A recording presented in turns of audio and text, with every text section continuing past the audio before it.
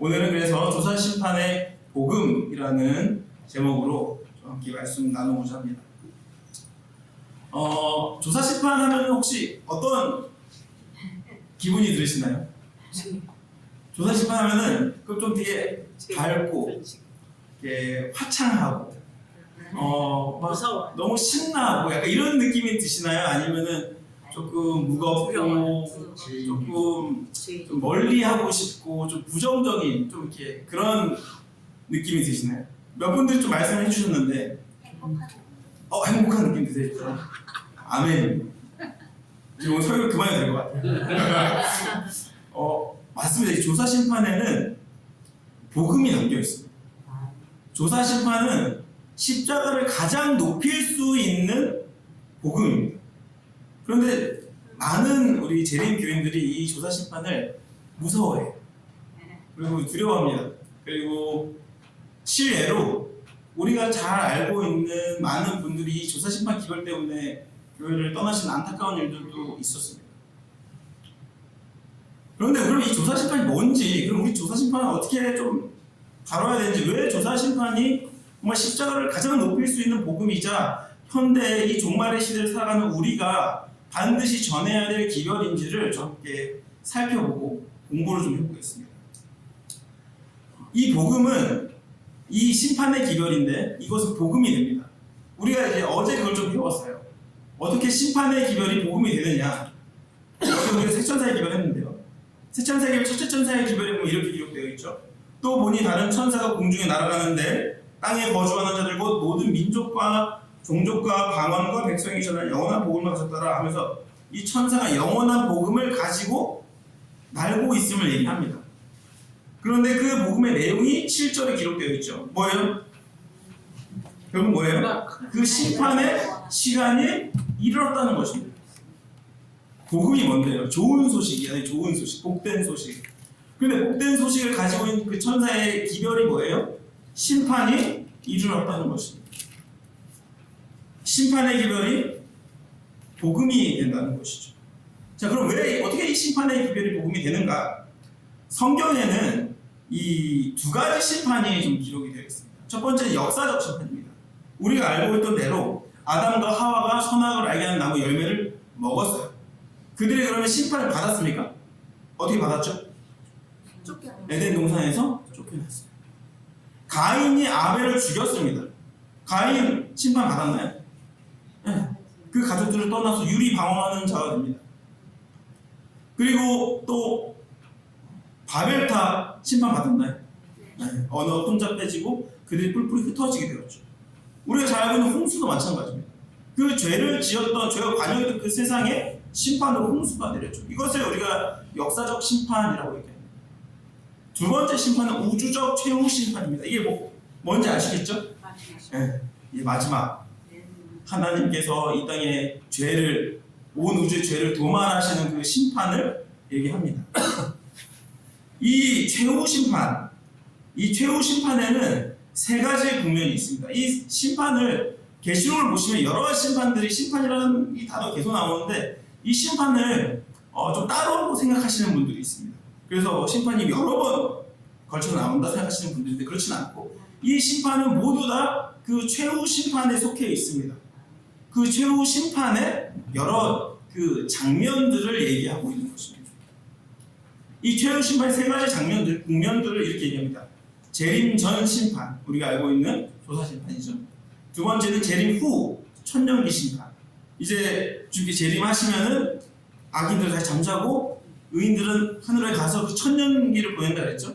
그 천년 동안에 이루어진 심판을 얘기합니다. 그리고 마지막은 천년기가 끝나고 다시금 이 땅에 새 예루살렘이 내려오면서 악인들과 함께 온 죄를 하나님께서 불로 소멸하신, 도말하시는 사건을 천년기 말 심판이라고 얘기합니다. 자, 이런 심판들이 있는데 아까 말씀드렸다시피 심판 무섭죠. 심판 받고 싶으세요? 라고 질문을 드리면은 네, 받고 싶습니다라고 대답하실 분이 몇 분이나 계실까요? 자, 그럼 이 심판 누구를 위한 심판일까요? 네, 심판의 대상자 누구일까요? 하나님 믿는 사람, 또 안 믿는 사람? 네, 맞습니다. 성경은 모두가 다 심판을 받을 것이라고 얘기합니다. 고린도서 5장 10절이죠. 이는 우리가 다 반드시 그리스도의 심판대 앞에 나타나게 되어 우리가 다라고 얘기합니다. 디모데후서 4장 1절도 살아있는 자와 죽은 자를 심판하신다라고 말씀하셨어요. 모두를 가리키는 것입니다. 모두를. 그리고 이 심판을 사도 바울은 무엇이라 얘기하냐면은 심판이 있은 후에 재림이 있을 것이다 라고 얘기합니다.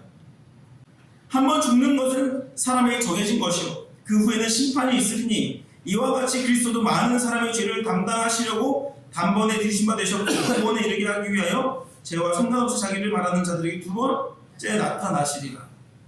뭐예요? 심판이 있은 후에 두 번째 나타나시겠다 하면서 재림을 말씀하고 있습니다. 그러니까 심판이 중요한 이유는 심판이 있어야 뭐가 있다는 거예요? 재림이 있다는 거예요. 심판이 있어요. 그런데 이 심판이 그렇게 좋은 일이고 심판이 반드시 있어야 예수님께서 오신다는 복음이 되는데 오늘날 이 조사 심판의 기별, 그 최후 심판의 첫 번째 국면인 이 재림전 조사 심판이 공격을 받고 있는 것입니다. 왜 이런 공격을 받고 있는가? 여러 가지 그 이슈들을 한번 살펴보고 그 이슈들을 어떻게 우리가 풀어내야 되는지를 한번 보겠습니다.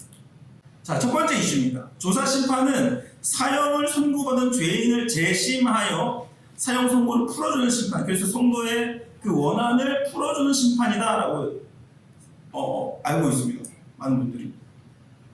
맞습니까? 맞아요?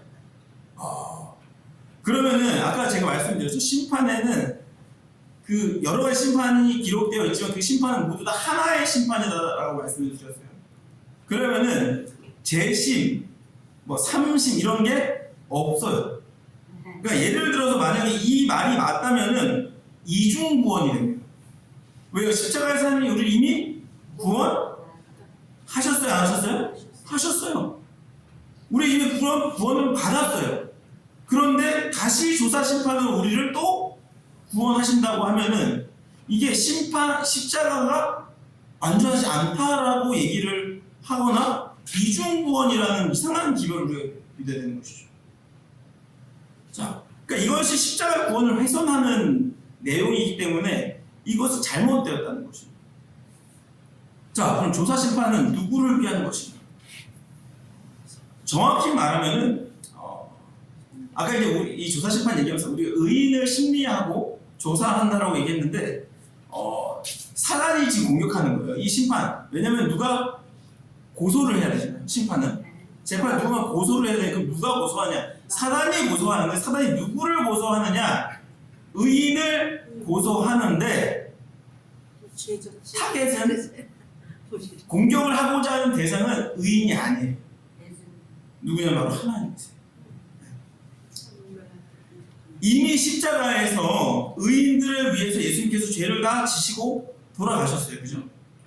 그러니까 우리가 지은 죄에 대해 심판이 이루어졌는데 왜 또 심판을 해야 되냐는 것입니다. 자, 히브리서 10장 10절입니다. 이 뜻을 따라 예수 그리스도의 몸을 단번에 들이심으로 말미암아 우리가 거룩함을 얻었노라 얘기하죠.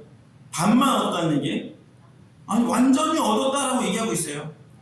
10장 14절이죠. 그가 거룩하게 된 자들을 한 번의 제사로, 두 번이 아니죠. 한 번의 제사로 영원히 온전하게 하셨다라고 고백합니다. 그러니까 이미 십자가로 끝난 거예요. 그죠? 십자가로 끝났기 때문에 이 조사 심판은 다시금 조사를 다시 해가지고 다시 구원하겠다라는 것은 잘못했다는 것입니다. 그럼 왜 다시 해야 되는 거예요? 우리 심판 별로 좋아하지도 않는데 왜 이걸 또 다시 해야 됩니까? 십자가의 속죄로 말미암아 죄인은 믿음으로 언제든 누구든 용서받을 수 있게 되었습니다. 그죠?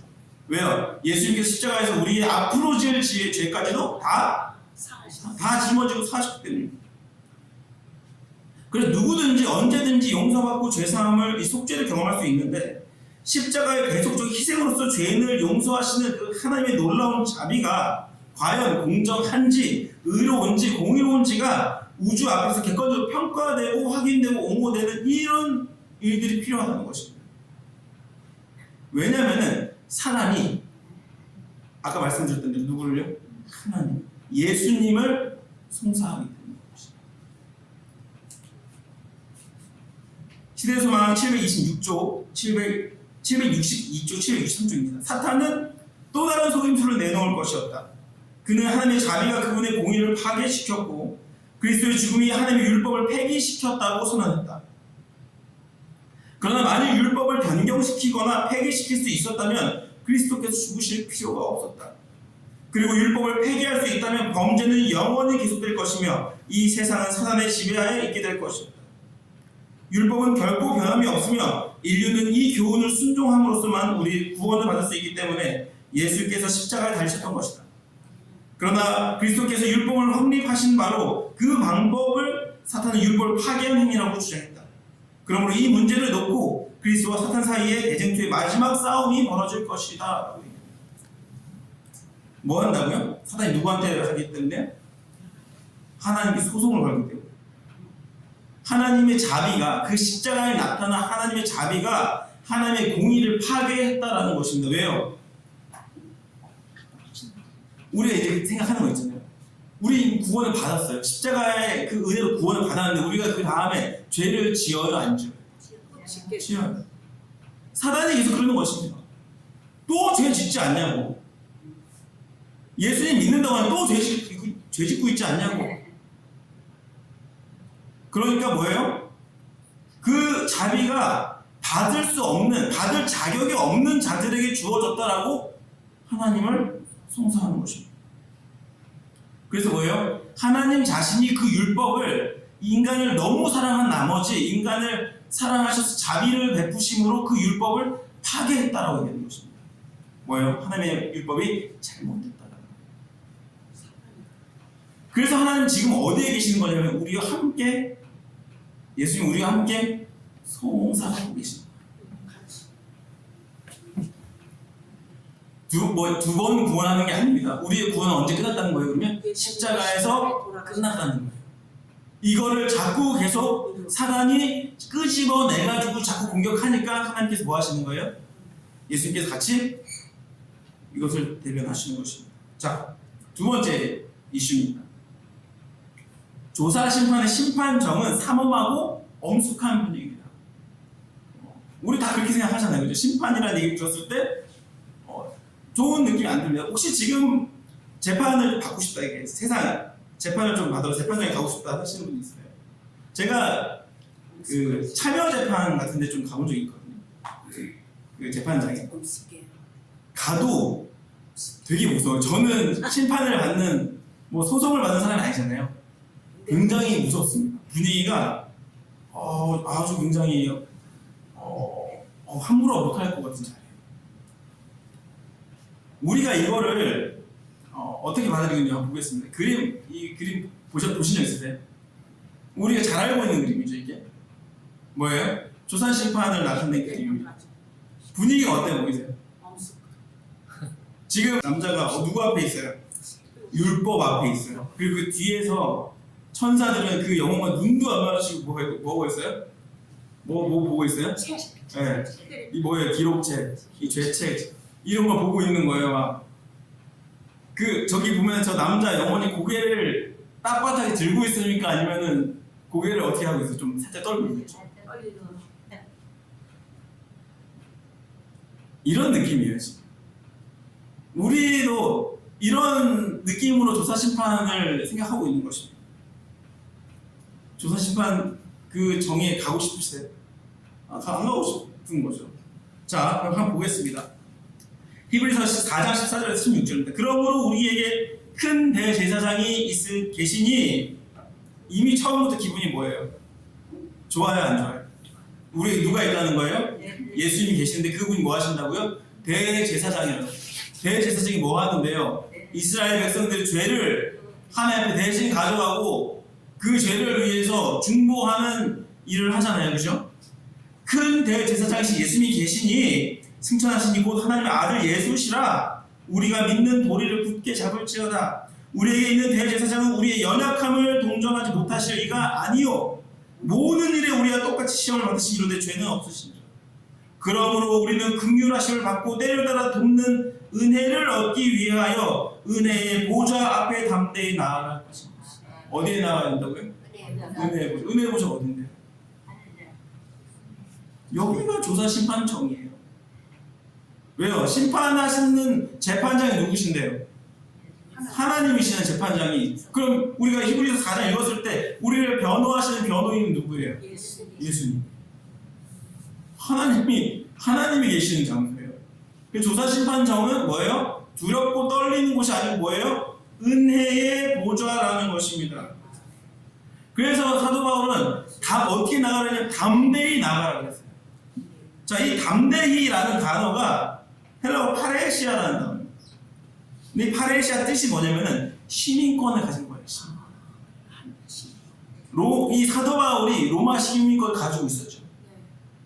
어땠나요? 당당했어요. 뭐 무서운 게 없어요. 전화다 자기 때려요? 목에 가둬요? 뭐 수갑을 채워? 나 로마 시민 얘기하는 순간 자기한테 그렇게 공격하고 자신을 괴롭히게 했던 사람들이 떨었습니다. 로마 시민이 되면 그 정도의 권한을 갖는 거예요. 뭐예요? 그런데 하늘 시민권을 얻은 사람들은 어떻게 했어요? 뭐 하나 무서울 것이 없는 것이죠. 하늘 시민권을 얻은 사람들처럼 뭐예요? 당당하게 어디로 나아가라는 거예요? 하늘 은혜의 보좌로. 왜요? 이미 예수님께서 우리에게 그 시민권을 주셨고 우리를 은혜 가운데 품으셨기 때문에 그렇죠. 자, 우리 은혜의 보좌, 이 은혜의 보좌가 구약에 어디 나오냐면은 성소에 법궤가 있잖아요. 그 법궤 지붕을 뭐라 그러냐면 시은좌라고 합니다. 시은좌. 왜요? 하나님 은혜의 보좌라는 거예요. 은혜가 내리는 보좌입니다. 자, 성경 주석 1권 743쪽에서 이렇게 얘기합니다. 지성소의 시은좌는 하나님의 자비를 나타낸다. 의미심장하게도 그것은 정금으로 만들어졌는데 이는 자비가 하나님의 속성 중 가장 고귀한 것임을 나타낸다. 뭐라고요? 뭐가 가장 고귀한 속성이라고요? 자비가. 속죄소가 율법 위에 놓인 것은 왜요? 법궤 그 뚜껑 아래 뭐가 있어요? 돌비가 있었잖아요. 하나님의 율법이 있었잖아요. 속죄소가 그 율법 위에 놓인 것은 자비가 공의를 능가하기 때문이다. 뭐라고요? 하나님의 자비가 공의를 능가하는 것입니다. 어떻게 좀 이게 담대히 나아갈 힘을 좀 얻으세요? 아멘. 하나님의 보좌 그 조사 심판의 자리에 뭐 이제 두렵고 떨리는 마음으로 가실 수 있겠어요? 아니면 더 하나님 만나고자 하는 그 간절한 바람으로 담대하게 나아가실 수 있겠습니까? 하이 선장님 계속 얘기합니다. 은혜의 보좌 자체가 최고의 매력의 장소인데 왜냐하면 그분을 아버지라고 부를 수 있도록 우리에게 허락하신 분이 그곳에 계시기 때문입니다.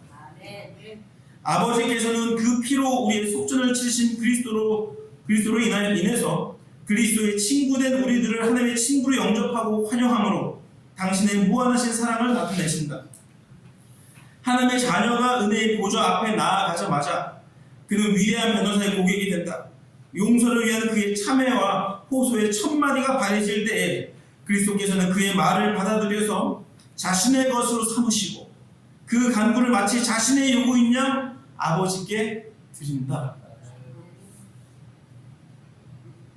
얼마나 좋아요. 혹시 말을 잘 못하시는 분이 계신가요? 제가 말을 잘 못하거든요. 제가 발음도 좀 안 좋고 제가 저희 아버지 닮아가지고 원래 아들은 아버지 닮을 수밖에 없잖아요. 아버지 닮아서 성대 결절이 있어요. 제가 이거를 좀 수술하려고 봤더니 두 달 동안 말을 하면 안 된대요. 그래서 제가 못하고 있어요. 좀 설교해야 돼요. 근데 거기에 누가 계시냐면 그 재판정에 우리 아버지가 계세요. 아버지 무서워하는 건 없잖아요. 그죠? 우리를 나의 자녀라고 말씀해 주신 그 하나님이 나의 아버지가 되신다고 친히 주장하신 그 하나님이 그곳에 계신다는 것입니다. 자, 그 아버지의 재판정을 계신 곳이에요. 그런데 그 아버지가 어떤 분이시냐? 출애굽기 34장입니다. 여호와께서 그의 앞으로 지나신 모세를 만나시다 하셨던 거죠. 이게 선포하시되 여호와라 자비롭고 은혜롭고 노하기를 더디하고 인자와 진실이 많은 하나님이라. 인자를 천대까지 베풀며 악과 과실과 죄를 용서하리라. 그러나 벌을 면제하지 아니하고는 아버지의 악행을 자손 3, 4대까지 보험하리라. 어때요? 조금 이게 기분 좋게 들리세요? 아니면 여전히 조금 무섭게 들리세요? 우리는 어디에 집중하죠, 계속? 앞에 뭐라고 말씀하셨냐면은 인자를 천대까지 베푸신대요. 근데 우리는 그게 머릿속에 잘 안 남아있고 뭐가 있냐면은 악을요 뭐요? 아들의 그 악을 아버지 악행을 아들에게까지 자손에게까지 3, 4대로 막 이거 무섭죠. 죄짓기 무섭습니다. 저는 약간 그런 게 좀 보였어요. 제가 지금 저희 아이가 이제 5살인데 어찌나 뭐 깜짝 놀래게 이상한 걸 제 거 갖고 있어요. 막 실은 이제 제가 어렸을 때 아토피가 있었고 비염도 있었고 이제 그랬거든요. 알러지도 되게 많았는데 저 주고 싶어서 준 게 다 갖고 있더라고요. 그리고 뭐 이상한, 그러니까 되게 중요하지 않은 이상한 버릇을 갖고 있어요. 제가 실은 어떻게 보시면 우리 제가 잘 때 손이 약간 이렇게 좀 안으로 오그라들거든요. 잘 때 이러고 자요. 뭐 제가 이렇게 자는 걸 지금 보지도 않았고 근데 이러고 자요. 그리고 또 저희 와이프는 어떻게 하냐면 저희 와이프는 잘 때 그렇게 저희 장모님 팔뚝을 만져주셨대요. 팔뚝이 시원하다고. 기가 막히게 또 해요. 저희 딸도 엄마 팔뚝 그렇게 만지면서 자요. 그러면서 엄마 팔뚝이 조금이라도 안 시원하면 다른 팔뚝 달라고. 이상하죠. 그러니까 이게 뭐 별거 아닌 일인데 그것도 이렇게 쭉 내려가잖아요. 근데 죄를 하나님 언제 하신다고요? 3, 4. 무섭죠. 근데 우리는 집중해야 돼. 인자를 언제까지 하신다고? 1000대까지. 자, 한 대가 그러면 우리 몇 년 정도 봐요? 한 대. 네. 40년? 자, 그러면 1000대는 몇 년이에요? 3만 년, 4만 년이에요. 그죠? 3만 년, 4만 년. 그죠? 근데 형벌은 몇 대 하신대요? 형벌을 3, 4대. 그럼 몇 년이에요? 120년이에요. 120년. 4만 년이나 120년 차이가 돼요? 비교가 돼요? 그럼 뭐라고 말씀하시는 거예요? 지금 출애굽기에서 뭐라고 말씀하신 거예요? 형벌을 내리시겠다는 거예요? 안 내리시다는 거예요? 안 내리시다는 얘기예요. 아멘. 이거 꼭 따져가지고 4만 년 그 안에 한 120년은 고통받겠네 이렇게 생각할 수가 없잖아요. 그 120년이 뭐 어디 위에 있는 거예요? 4만 년 그 아래에 있는 거예요. 그러니까 은혜를 경험하라고 말씀하신 거죠. 이 출애굽기 34장은 하나님 그 은혜를 너희 경험해라라고 얘기하는 거예요. 나는 그렇게 은혜를 몇만 년 영원토록 베푸는 분이다라고 하나님 말씀하시는 거예요. 아멘. 하나님 보자. 앞으로 우리 나아가야 돼. 그분이 우리를 심판하시는 그곳에 나아가야 돼. 그곳이 우리의 은혜의 보좌이기 때문인 것입니다. 성경에 나와 있는 은혜가 이런 것들이에요. 성경에 나와 있는 것들. 선행적 은혜입니다. 뭐예요? 우리가 그 사랑을 알기도 전부터 우리를 사랑하시고 은혜를 베푸셨다는 거예요. 뭐예요? 그 다음에 회심시키는 은혜. 우리의 마음에 죄를 미워하는 마음을 주시는 은혜고 죄인인 우리를 새롭게 피조물로 변화시키시는 은혜인 것입니다. 아직 죄인인 우리를 의롭다라고 칭해 주시는 은혜시고 우리를 거룩한 하나님의 자녀로 삼으시겠다고도 하는 것도 아니고 이미 삼으셨다는 은혜예요. 그리고 그 은혜는 반드시 우리를 완전하게 하고 영화롭게 할 것이며 결국 그 은혜로 말미암아 우리가 영생을 누리게 될 것이다 라고 성경에서 그 은혜를 얘기하는 것입니다. 근데 정말 모든 게 우리가 잘 아는 찬미 있죠? 모든 것이 은혜, 그죠? 요즘 그 찬양 너무 저를 좋아하시더라고요.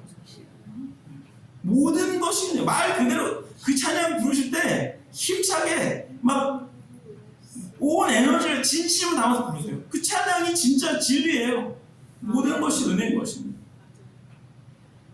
하나님은 지금 우리에게 그런 은혜를 주시는 것입니다. 그래서 그 은혜를 받은 사도 바울이 로마서 8장에 이렇게 기록한 거예요. 그런즉 이 일에 대해 우리가 무슨 말하리요? 만일 하나님이 우리를 위하시면 누가 우리를 대적하리요? 자기 아들을 아끼지 아니하시고 우리 모든 사람을 위하여 내어주신 이가 어찌 그 아들과 함께 모든 것을 우리에게 주시지 아니하리요? 누가 능히 하나님께서 택하신 자들을 고발하려 의롭다 하신 이는 누구시라고요? 우리를 의롭다 하신 이는 하나님이시니 누가 정죄하리요? 죽으실 뿐 아니라 다시 살아나신 이는 그리스도 예수시니 그는 하나님 우편에 계신 자여 우리를 위하여 간구하십니다. 아멘. 아멘. 조금 더 컸으면 좋겠어요. 아멘. 이런 은혜를 우리가 받고 살아요. 아멘. 우리가 태어날 때부터 이 은혜는 이미 우리에게 주어졌어요. 우리가 죽는 날까지 이 은혜 우리가 함께 할 것입니다. 아멘. 우리가 부활하면 또 여기서 믿기만 하면. 이 은혜 안에 거하시길 간절히 바랍니다. 아멘. 우리에게 이미 주어진 은혜. 자, 세 번째 이슈입니다. 하나님이 성도의 죄를 심판하기 위해 조사하신다.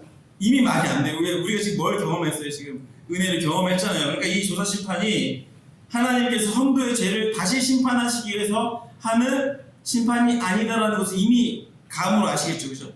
자, 이게 왜 그런지 보겠습니다. 로마서 3장 3절 4절입니다.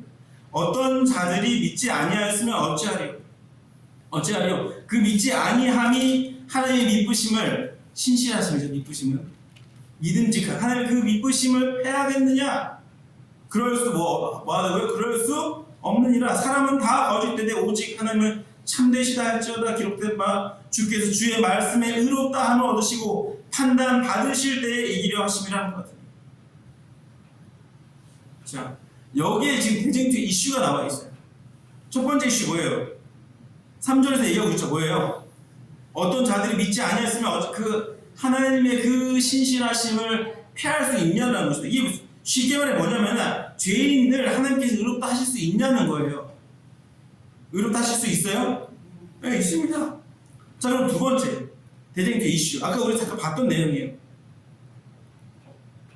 기록된 바 주의 말씀에 의롭다 함을 얻으시고 판단하실 때예요, 받으실 때예요? 받으실 때에 이기려. 그러니까 하나님이 지금 이 소송 가운데 계시다는 걸 지금 얘기하고 있는 거예요. 죄인을 의롭다고 하신 하나님 과연 의로우시냐라는 겁니다. 이게 대쟁투 이슈예요, 지금. 자, 로마서 3장 24절. 네, 이거 나왔죠? 3장 23절입니다. 모든 사람이 죄를 범하였으며 하나님의 영광에 이르지 못하더니 그리스도 예수 안에 있는 성령으로 말미암아 하나님의 은혜로 값없이 의롭다 하심 얻은 자 되었느니라.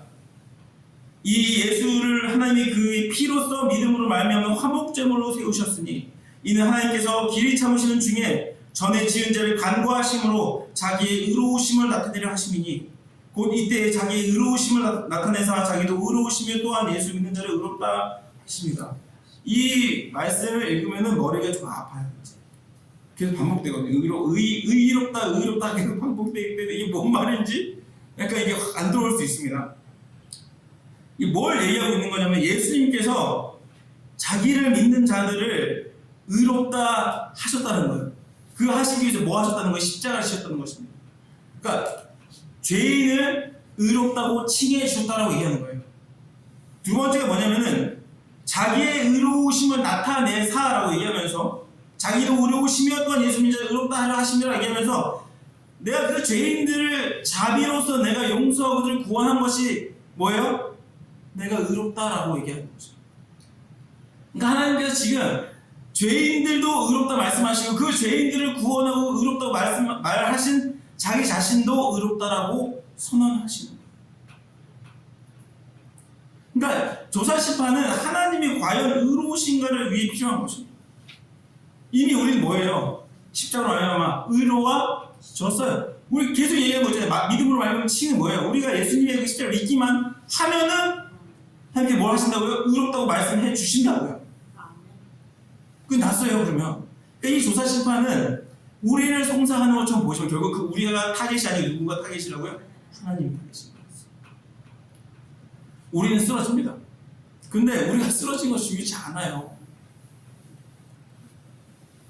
예수님께서 이미 나를 의롭다 하셨기 때문에 이제는 하나님의 의로우심을 증명하기 위하여 우리가 하나님의 사랑과 은혜에 더욱 의지해야 되고 그 사랑과 은혜를 의지해서 우리의 생애에 그 열매를 맺어야만이 아니죠. 이 표현도 그 열매를 하나님께서 맺어주신 그 열매로 말미암아 하나님의 의로우심을 더 증명해야 된다는 것입니다. 자, 네 번째 이슈입니다. 하늘 성소 정비는 우리 몸 성전의 죄를 도말하는 것이다. 이 생각 많이 하세요. 우리 실은 요 얘기를 그 전날 지난 한 4일 동안 조금씩 했습니다. 막 그런 분들 있잖아요. 제가 실은 이게 근데 온라인에 나갈 텐데 뭐 오래된 얘기니까 제가 원래는 서중환 앞에 이제 교회에 있지 않았고 제가 학생 때는 동중환 앞에 있는 교회에 좀 나갔어요. 근데 동중환 앞에 있는 교회를 전도사 학생 전도사 나갔는데 엄청난 날이었어요. 왜냐하면은 그 앞에 그 교회 우리 교회 재림교회 앞에 일요일 교회가 있었는데 일요일 교회에 담임 목사님이랑 사모님이랑 그 가족이 교회 나온 날이었어요. 그러니까 재림교회가 있고 그 맞은편에 그 장로교회가 있는데 그 장로교회에 있는 집사님이나 권사님이나 장로님도 아니고 담임 목사님 가족이 교회에 온 거예요. 안식일 진리를 깨달았다. 네. 아멘. 당연히 그 앞에 교회 난리가 났어요. 이미 오셨어요.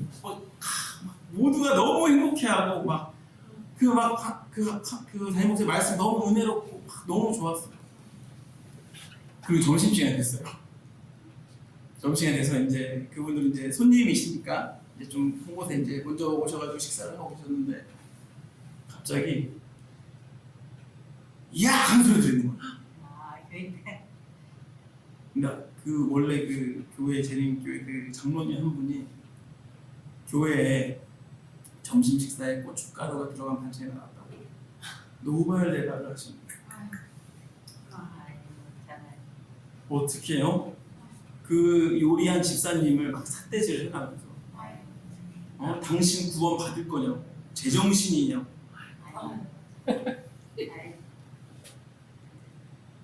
그 일요일교회 목사님 가정 그 주가 마지막이었어요. 다시 안 나오셨어요. 근데 그게 불과 몇 년이 안 됐어요. 성도님 기억하셔야 돼요. 몇 년이 안 됐어요. 제가 지금 올해 40이니까 제가 20대 초반 때예요. 얼마 안 됐어요. 그죠? 이미 이것을 다 겪고 오셨어요. 우리 성도님들 다 교회에서 겪고 오셨던 문제들이에요. 그죠? 시생활에 가는 거면 채식해야 된다고. 그죠? 채식 안 하면 어떻게 해야 돼요? 구원 못 받는다고. 이런 얘기 다 들어왔어요. 그죠? 저는 어렸을 때 저희 어머니도 그러실 텐데 저희 어머니가 금요일마다 금식을 시키셨어요. 전 그래서 지금도 금식을 별로 안 좋아해요. 금식 원래 그런 거 아니잖아요. 그죠? 하나님 앞에 서원하고 그분의 사랑과 은혜가 너무 감사하고 아니면 내가 하나님 앞에서 반드시 지키고자 하는 그런 어떤 큰 기도 제목이 있거나 이런 거 했어요. 예수님도 공생이 전에 금식하셨잖아요. 40일. 그런 건 저희 어머니 매주 금요일만 된 금식 안 좋아요. 저 지금도 금식 별로 안 좋아해요. 금식 안에 사실 좀 쪘나 봐요. 우리 몸이 정결되는 게 성소 정결이에요.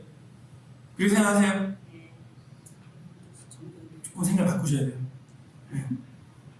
우리의 몸이 성전이라고 얘기를 하잖아요. 그죠? 근데 우리의 몸이 성전이 되는 거는 우리가 뭘 먹지 않고 뭘 먹고 해서 깨끗해지는 거예요? 아니면 우리 안에 성령 하나님이 임재하실 때 우리가 성전이 되는 거예요. 그죠? 이스라엘 백성들의 성소가 하나님이 그 안에 임재하시지 않고 그곳에 아무것도 하나님께서 거하시지 않아서 그 성소가 아닌 거예요. 그게 안 된 순간 뭐 하는 거예요? 십자가에 그 성소 휘장이 찢어진 거예요. 거기 하나님께 더 이상 계실 수 없다고 했기 때문에. 자, 이 조사심판이 나와 있는 그 성경 본문이 다니엘 7장입니다. 그죠? 다니엘 7장 9절 10절에 이렇게 기록되어 있어요. 내가 보니 왕자가 놓이고 옛적부터 항상 계시니가 좌정하셨는데 심판을 베푸는 책들이 놓여있더라. 자, 그게 심판을 하시는 거예요. 이제 다니엘 7장에 이제 심판에 대한 내용이 나오니까. 그럼 심판의 결과는 뭐예요? 심판 무엇을 위해 했느냐? 다니엘 7장 22절에 옛적부터 항상 계시니가 와서 지극히 높으신 이 성도들을 위하여 원한을 풀어주셨고 때가 이르매 성도들이 뭐라 했다고요? 나라를 얻었다. 하나님 주시니까 그 하늘 나라가 없다는 거예요.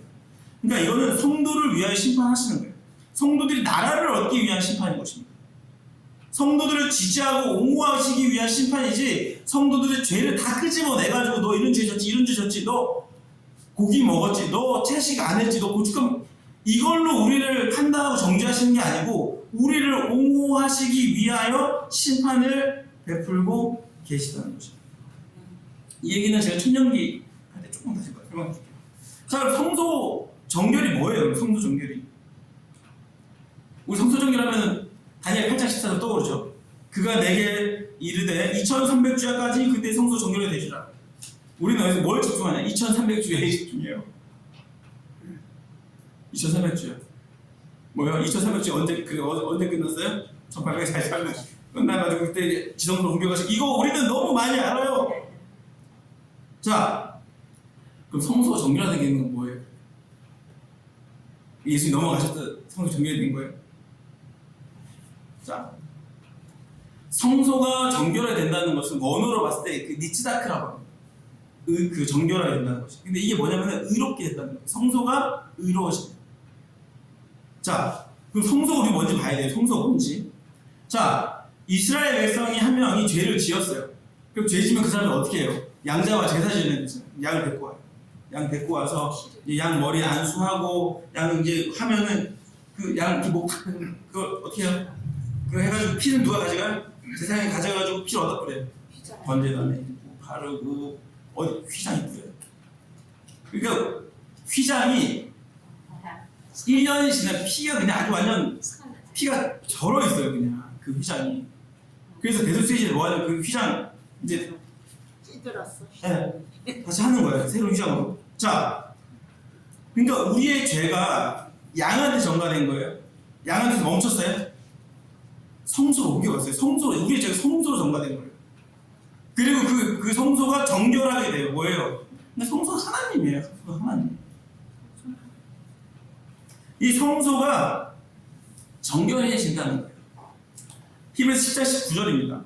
그러므로 형제들아, 우리가 예수의 피를 힘입어 성소에 들어갈 담력을 얻었나니, 이거 제사 얘기하는 거예요.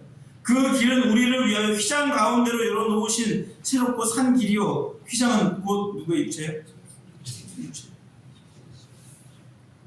그러니까 성소가 정결케 된다는 거면 하나님은 의롭게 되신다는 거예요. 우리 몸 정결한다고 막. 저는 이스라엘 백성들 참 똑똑한 사람들이 하잖아요. 그죠? 저 지난주인가요? 그거 듣고 왔어요. 그 동주환 앞에서 하는 쉐마 교육 듣고 왔어요, 목사님. 이스라엘 백성들 막 똑똑하다고, 이스라엘 백성들 교육하는 방법으로 교육시키라고. 좋아요. 막 말씀 암송하고, 말씀 묵상하고. 저는 그때 처음 알았던 게, 말씀 암송이 암기랑 다르대요. 암기는 우리가 그냥 외우는 거잖아요. 암송은 암기를 계속 해가지고 턱 치면 그냥 말씀이 나오는 게 암송이래요. 저는 암송 해본 적이 없죠. 암송 그런 거예요. 아무튼 제가 그 막 이스라엘 백성들 그 막 교육 받는 거 막 배우고 왔는데, 안 똑똑해요, 이 사람들. 똑똑했으면 하나님 잘 믿었겠죠. 왜? 자문이 나오잖아요. 지혜로운 자는 하나님을 안다 그랬어요. 지혜로워서 하나님을 알았어야죠. 몰라요, 이 사람들은. 성소가 정결된다는 것은 하나님께서 의롭게 되시는 거예요. 근데 이 사람들 뭐 자기 막 열심히 지키겠다고 다 쓸모. 대징수 489쪽입니다.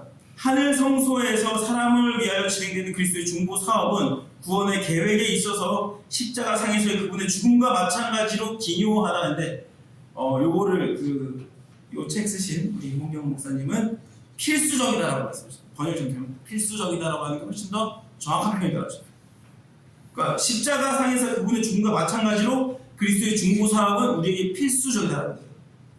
그분께서 부활하신 후 승천하여 하늘에서 완성하실 일은 그분의 죽으심으로 시작되었다.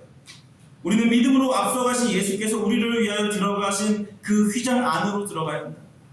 거기는 갈바리 십자가에서 나온 빛이 비치고 있다. 우리는 거기서 구속의 오묘를 더욱 밝히 살펴볼 수 있다. 인류의 구원은 하늘에서 무한한 값을 치르고 완성된다. 지금 우리 하늘에 집중해야 돼요. 하나님께서 무슨 일 하시는지. 우리가 그 2년 전에 그 사경회 때 우리 이걸 그 조사 심판 그때 살짝 다뤘었는데, 그때도 이 성경 자체를 우리가 너무 내 위주를 읽고 있다는 거예요. 성경 자체. 성경 자체의 주인공은 누구신 거예요? 하나님이시잖아요. 하나님 중심으로 읽어야 돼요.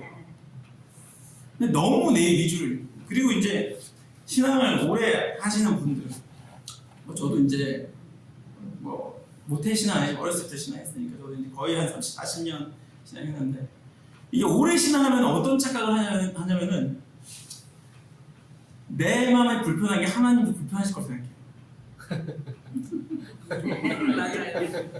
그래서 저는 교회에서 싸움 나는 게 다른 게 아니라고 생각해요. 교회에서 싸움 나는 거는 내 뜻이 하나님의 뜻과 똑같다고 생각하면 싸움 나요. 내 뜻을 알아? 하나님의 뜻이 나 안 들어? 그럼 싸우는 거예요, 그러면.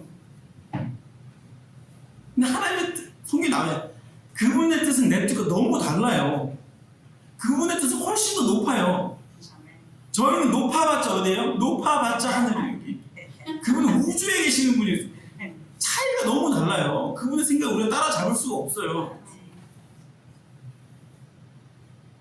근데 교회 안에서 조금만 내 마음이 불편하면 그냥 저 잘못했다고. 그럼 우리 어떻게 해야 돼요? 그때 기도해야 돼. 하나의 은혜에 나한테 달라 기도해야 돼. 내가 하나님의 뜻을 대변하려고 하지 마시고 하나님 중심적으로 이 세상을 바라봐야 될 필요가 있는 거예요. 하나님 중심적으로 우리가 사람을 바라봐야 돼요. 제가 내일 잠깐 말씀드리겠지만 그 프랭크 루박이라는 이분은 그 예수님과 함께하기 위해서 어떻게 하냐면은 옆에 있는 사람 한번 보실래요? 옆에 분 한번 보세요. 옆에 분 보고 예수님을 세고 외친대요. 옆에 사람 누구라고요? 예수님이요. 안 싸워요. 저도 이제 한번 해보려고요. 저희 와이프 보고 예수님 해보려고요. 저는 와이프랑 싸우거든요, 그죠? 근데 한번 해보려고. 문제가 없어질 거예요, 그죠? 하나님 은혜가 우리의 삶에 충만하게 역사할 거예요. 자, 5번째 이슈입니다. 조사 심판은 행위와 품성을 조사하는 심판이에요. 근데 조금 5번째 되고 6번째까지 있어요. 괜찮을까요? 좀 해서? 괜찮으시겠어요? 네, 좋아요. 네. 자, 조사 심판. 조사 심판은 행위와 품성을 조사하는 심판이다. 근데 이게 이것 때문에 우리 재림교회가 이교회를 그렇게 공격을 받아요. 지금 안식일 지킨다고 이제 재림교회 공격 안 받아요. 안식일 예배 되게 많이 들거든요. 제가 이제 극동방송 자주 듣는데 극동방송 들으면은 한 3, 4개월에 한 번씩 꼭 나와요. 이 재림교회 2단 항상 나와요. 그래서 극동방송 안 듣고 싶은데 극동방송 없으면 이 기독교 그 라디오 방송이 없어요. 저희 교회 하나 만들면 좋겠어요. 학교에서 만들고 자, 근데 그 뭘 자꾸 얘기하냐면은 두 가지 얘기해요. 첫 번째, LNG 와요. 교주라는 거예요, 교주. 저는 이거는 재림교회한테 문제 있다고 봐요, 솔직히. 우리는 그 LNG 화이트 교주가 아니라고 보는데 LNG 화이트 거의 교주가 해요. 그 지방에 있는 어떤 그 교회 그 이제 목사님 안 계신 장로님이 계시는 교회, 나는 저 얘기 들은 거예요, 이거. 어느 목사님이 가서 이제 설교를 하시는데 설교를 딱 마치고 나니까 그 예배소 장로님이 오셔가지고는 목사님한테 그 설교는 하나님 받으실 수 없다 이렇게 얘기했어요. 왜인가 봤더니 예언식 코테이션이 하나도 안 쓰여서. 뭐 얼마 안 된 얘기예요. 10년 안 된 얘기예요, 이거는. 그런 상황이에요. 그러니까 LNG와의 교주다라고 그 사람들이 얘기해도 저희가 할 말이 없어요. 지금 어떤 느낌이냐면은 교과서 위주로 공부해야 되는데 자습서 위주로 공부하는 느낌이에요. 자습서 너무 잘 나와 있으니까 교과서 안 보는 느낌이에요. 지금. 우리가 예언의신 보면은 예언의신 한 번 보면은 성경 몇 번 봐야 돼요. 한 번 이상 봐야 돼요, 그러면. 근데 예언의신 좀 더 많이 보는 것 같아요. 네. 그 두 번째 우리 그 제일교회 공격반 두 번째가 조사심판이에요. 왜요? 이 율법주의의 아주 그냥 그 완전 핵심이다라고 얘기를 해요. 그 사람들이 조사심판이. 우리가 그 조사심판 잘 모르고 있다. 우리가 반박할 게 없어요, 솔직히. 그렇게 얘기하는 그 일요일 교인들 만나면 뭐라고 말씀하실 거예요? 아니다라고 얘기하는데 왜 아닌지 근거를 말씀하셔야 돼요. 자, 그렇게 얘기하면은 재림교회의 조사심판은 믿음으로 말미암은 칭을 완벽하게 배척돼요. 그렇게 우리가 받아들이면 안 돼요. 아까 말씀드린 대로 사단은 지금도 우리의 죄를 지적하고 하나님 앞에서 우리 고소합니다. 같이 예수님도 같이 고소 당하세요. 그래서 우리를 의욕에 빠뜨리고 믿음을 잃어버리게 만들고 그분의 삶에서 떠나게 만들어요. 계속 야 너 죄 졌잖아 지금. 너 마음속에 너 원수 있어. 원수 너 미워서 있잖아. 성경에 뭐라고 되어 있어? 미워하는 사람 있으면 그 사람과 화평하고 그다음 예배 드리는데 예배 지금 어떻게 드리는 거야? 뭐 이런 얘기를 사단이 우리한테 한다니까요. 우리의 품성과 예수님의 품성의 차이를 보여주면서 우리가 계속 하나님 욕보이고 있다고 사단이 우리한테 지금 속삭이는 거예요. 우리 어떻게 해야 돼요? 우리는 사단의 소송에 대답할 수 없어요. 왜요? 다 맞으니까. 사단은 속이는 자다. 다 맞잖아요. 사단이 속이는 자인데 지금 우리한테 했던 얘기 다 맞는 내용이에요. 내가 짓는 죄가 다 그래요. 그죠? 우리가 해야 할 건 딴 게 없어요. 예수님 바라보는 거예요. 아멘. 조사 심판을 통해서 예수님 바라볼 수 없으면 조사 심판 기별은 복음이 아닌 거예요. 조사 심판 기별이 복음이 되는 이유는 그곳에 예수님이 계신 거고 예수님이 지금 우리 위해서 뭐 하신다고요? 중보하시니 우리를 변호하시기 때문에 조사 심판 기별이 복음인 거예요. 아멘. 대제부터 기록되어 있습니다. 예수께서는 그들의 죄에 대해서 변명하지 않으시다. 우리의 죄에 대해 변명하지 않으시다. 그러나 그들의 회개와 믿음을 보여주시고 그들이 용서받은 것을 주장하신다. 그분께서는 당신의 상한 그 손을 못 잡는 손을 하나님 아버지와 거룩한 천사들 앞에 드시고 내가 저희의 이름을 압니다. 내 손바닥에 저 이름을 새겼습니다. 하나님의 구하시는 제사는 상한 심령이라 하나님이여 상하고 통회하는 마음을 주께서 멸시치 아니하시리다라고 얘기하십니다.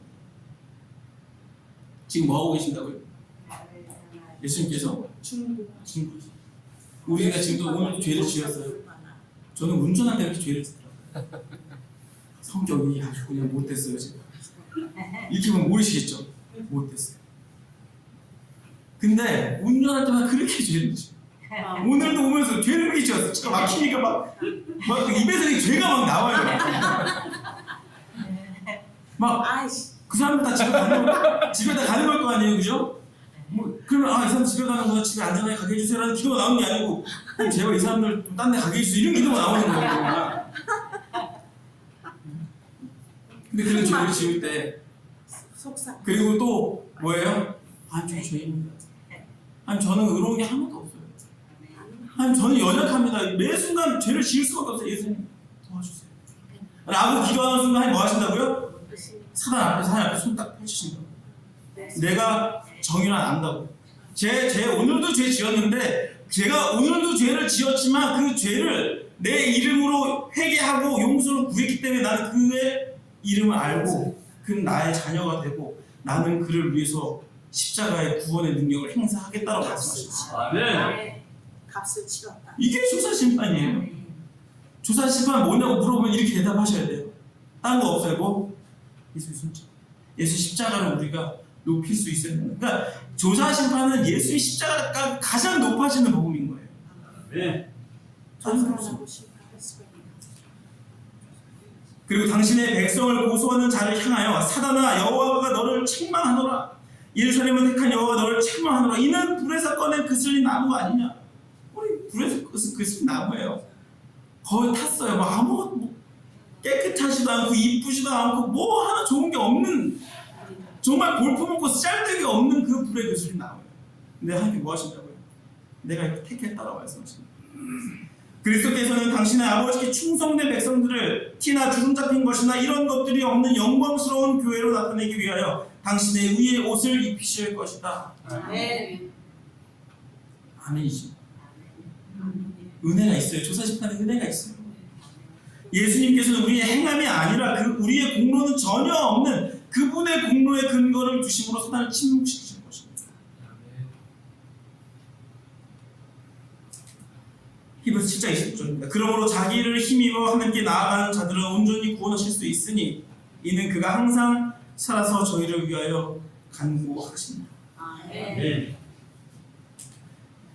그리스도는 지금 하늘에서 무엇하고 계시는가? 그는 우리를 위해 중보하고 계신다. 그분이 하시는 일로 하늘의 입구는 하나님의 영광으로 가득 차고 그 영광은 하늘을 향하여 영혼의 창을 여는 모든 사람 위에 비칠 것이다.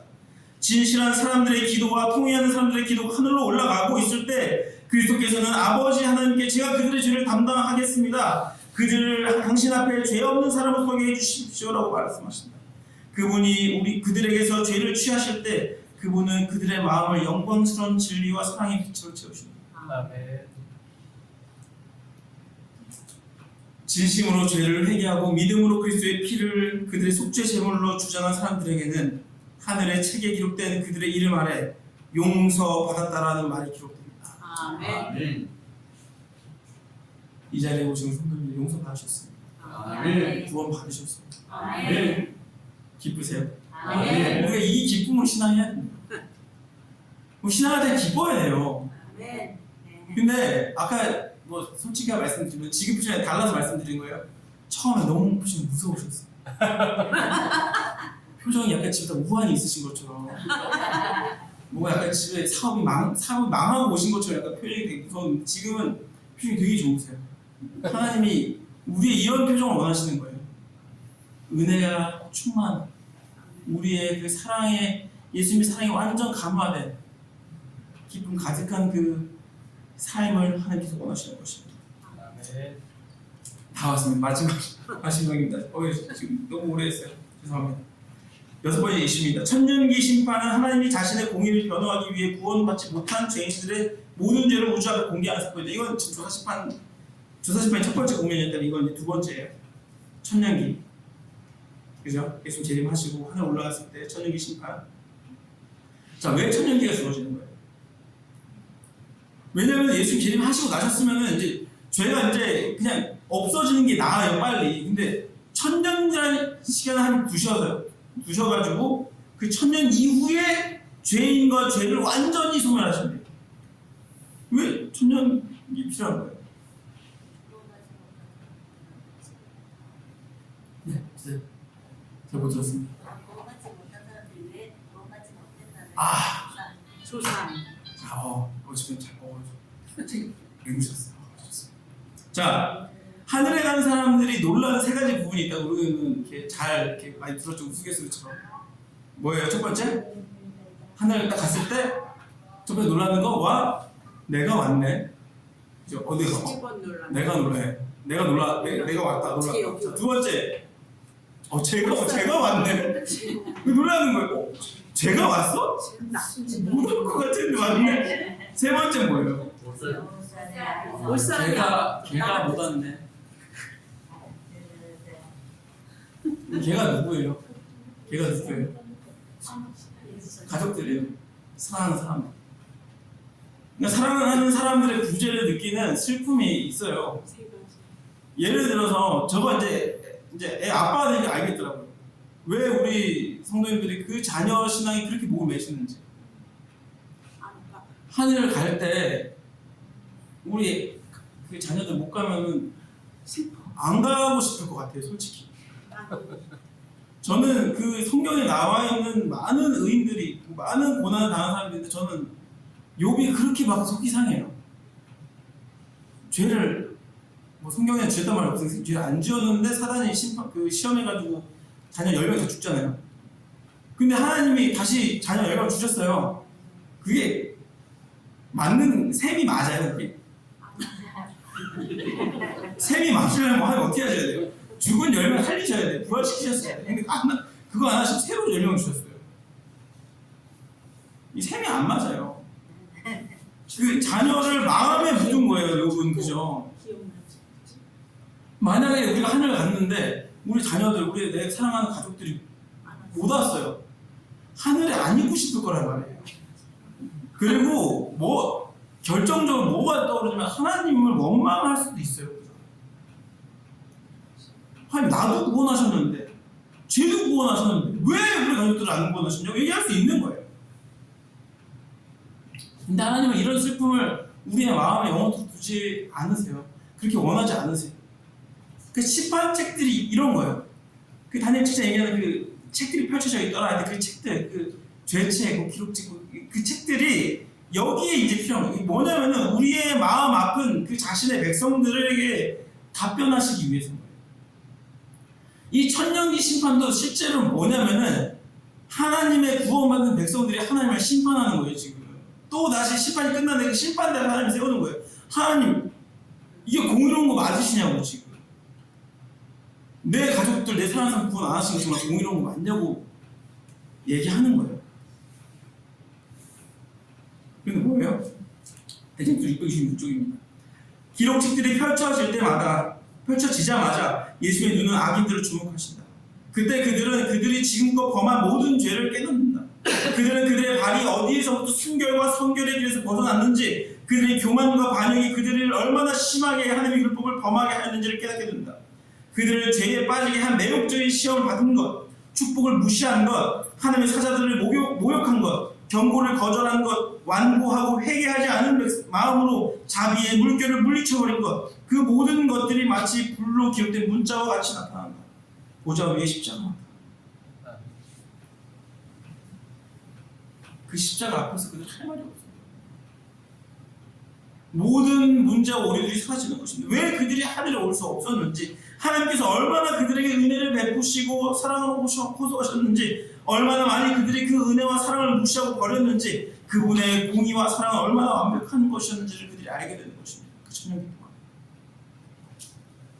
무슨 작업이냐면 그 마음 아픈 그리스도의 그 자녀들 백성들의 마음속에 그 슬픔을 제거하십니다. 교회 나오는 무시다. 그래서 그들은 한치의 변명과 의문도 품지 않고 죽임을 당하신 어린 양이 능력과 부와 지혜와 힘과 존귀와 영광과 찬송을 받으시기에 합당하도다라고 진심 어린 찬양을 부를 수 있게 되는 것입니다. 하나님 심판 이런 거예요. 우리가 심판하면은 자꾸, 저희는 그렇잖아요. 죄를 안 졌는데도 천둥이 치면 무섭고, 지나가는 경찰차랑 사이렌 소리만 들어도 괜히 가슴이 떨려요. 죄를 안 졌는데, 그죠? 죄인이라 그래요. 그죠? 그런데 하나님께서 그 죄인을 위해서 심판하시는 거예요. 뭐 하시는 거냐면은 너 죄인 아니야 라고 선언하시는 거예요. 심판은 판결하는 거예요. 죄가 있는지 없는지 판결하는 거예요. 하나님 그 심판을 우리에게 베푸시는 것은 우리로 하여금 우리가 그 십자가의 은혜 안에 있으면 그 하나님께서 주시는 믿음으로 말미암는 그 칭의를 경험한 자들은 죄 없다라고 말씀하시기 위해서 심판을 베푸시는 것입니다. 네. 마지막으로 에베소서 3장 18절 19절 함께 좀 읽고 마치도록 하겠습니다. 좀 길지만 함께 좀 읽을게요. 시작. 능히 모든 성도와 함께 지식에 넘치는 그리스도의 사랑을 알아. 그 넓이와 길이와 높이와 깊이가 어떠함을 깨달아. 하나님의 모든 충만하신 것으로 너희에게 충만하게 하시기를 구하노라. 아멘. 이 시간 이제 사경이 끝나고 나면은 또 살짝 돌아갈 수 있어요. 우리가 해왔던 게 그런 거예요. 저도 말씀 준비하면서 계속 왔다 갔다 했어요. 또 우리 또 왔다 갔다 할 거예요. 그런데 오늘 말씀처럼 능히 그 지식에 넘치는 그리스도의 사랑을 우리에게 주시겠다고 말씀하셨어요. 그 사랑을 알아서 우리가 그 사랑을 통해서 하나님의 그 모든 충만하신 것이 여전히 우리를 향하고 있으면 그분의 그 심판이 여전히 우리를 향한 은혜의 보좌 앞에 나아가는 길이라는 것을 우리가 잊지 않고 우리가 기쁜 마음으로 신앙할 수 있게 되기를 간절히 바랍니다. 아멘.